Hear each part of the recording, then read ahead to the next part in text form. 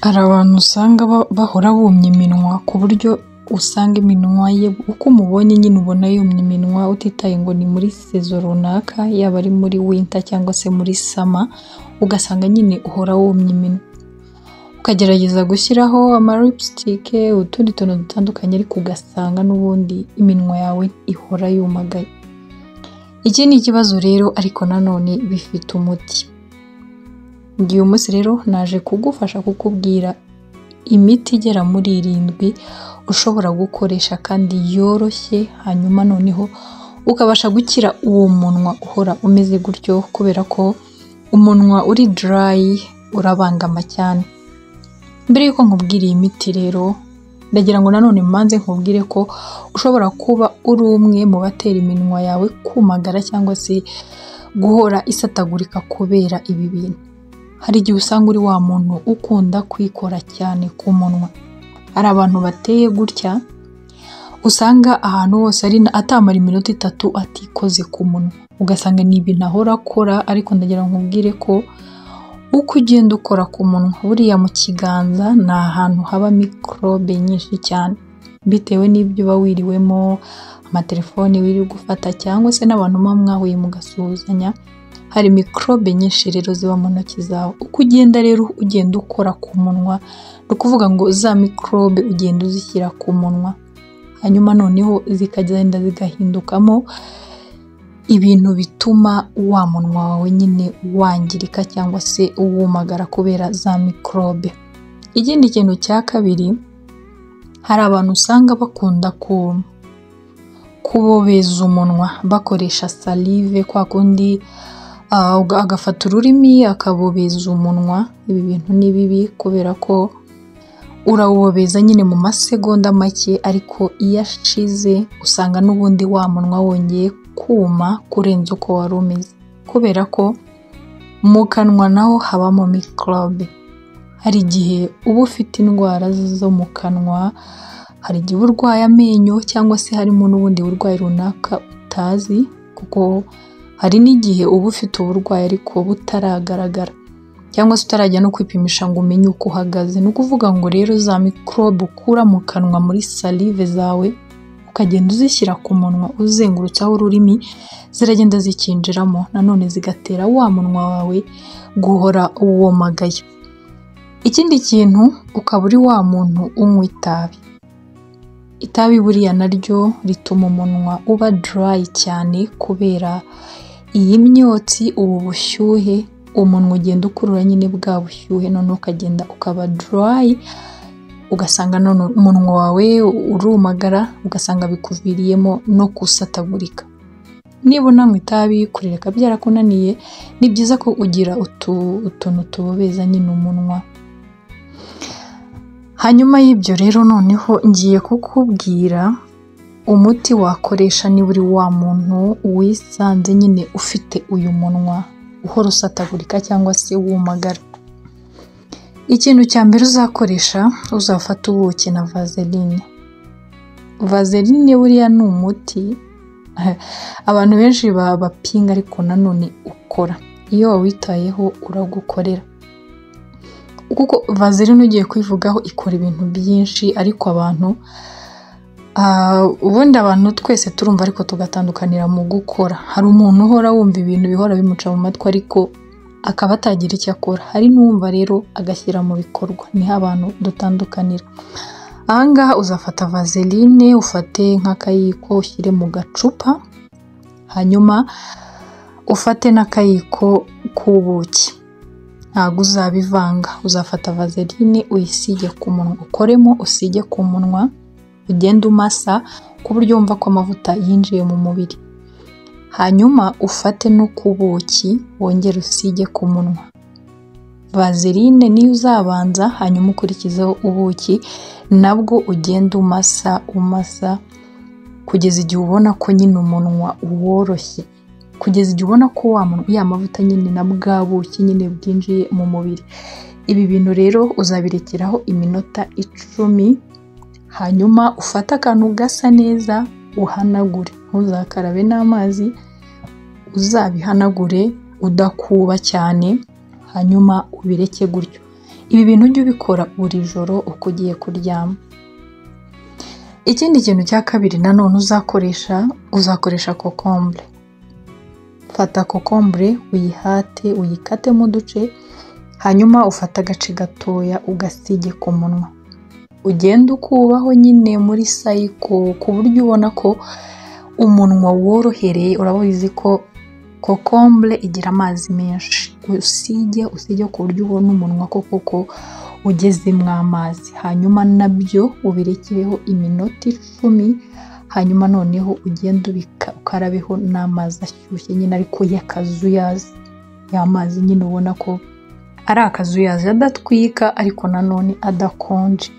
Hanyuma ibi ngibi ujye ubikora 3 mu cyumweru. Ikindi kintu nanone cya 3 uzakoreshe aloe vera. Buri igikakarubamba ni umuti w'ibintu byinshi. Ibi bintu, iki kintu iyo wagikoresheje ukitayeho kirakuvura, kikagusigira skin imeze neza ku buryo usanga skin yawe yoroshye. Umuntu ashobora kuba yakubaza ikintu wisiga ariko wamubwira agatangara. Ahangaha rero nanone uzafate igikakarubamba ugihate cyangwa se ugishishure, hanyuma ukureho ya mavuta yacyo nyine y'imbere, hanyuma uyafate uyasige ku munwa. Usigeho ukora n'ubundi sayiko ukuntu umunwa umeze, ugenda ukozaho ukubaho, ugenda nyine usa naho umasa. Hanyuma ibi bintu uzabirazeho mu gitondo ubikarabe. Uzabikore 3 mu cyumweru. Ikindi kintu cya 4 uzakoreshe coco butter cyangwa se shea butter. Aya mavuta azwiho kuba agiramo fatty acid. Iki ni ikinyabutabire gituma uruhu rworoha cyane, rukaba ruri smooth. Rwa ruhu nyine ubona ko ruri bayita milo skin. Kwa kundi ubona umuntu afite uruhu rworoshye ariko nanone rubengerana. Aya mavuta rero ushobora kuba ufite shea butter cyangwa se ukaba ufite coco butter.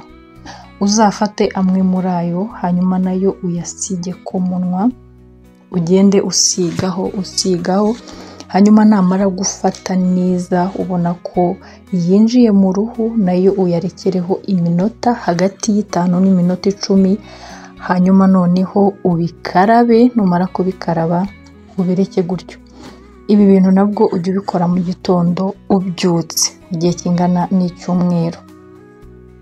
Ikindi kintu nanone uzakoreshe isukari. Isukari buriya ni nayizwiho kuvura dead skin. Urabona ko umunwa kwa kundi wumagara, hari uruhu rugenda nyine rukuma rugasa nkaho rushaje.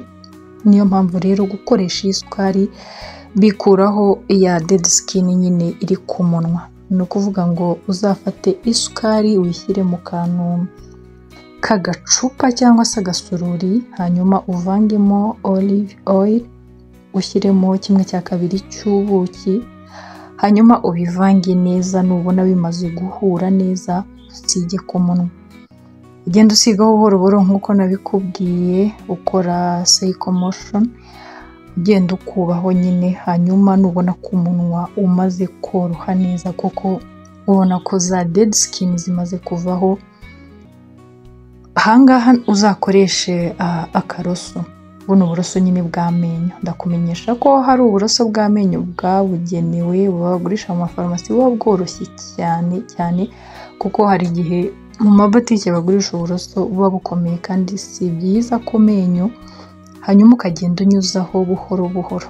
Hanyuma nubona bimaze gusa naho za dead skin zivuyeho, uzagende ubikarabe n'amazi y'akazuyazi. Ujye ubikora 3 mu cyumweru.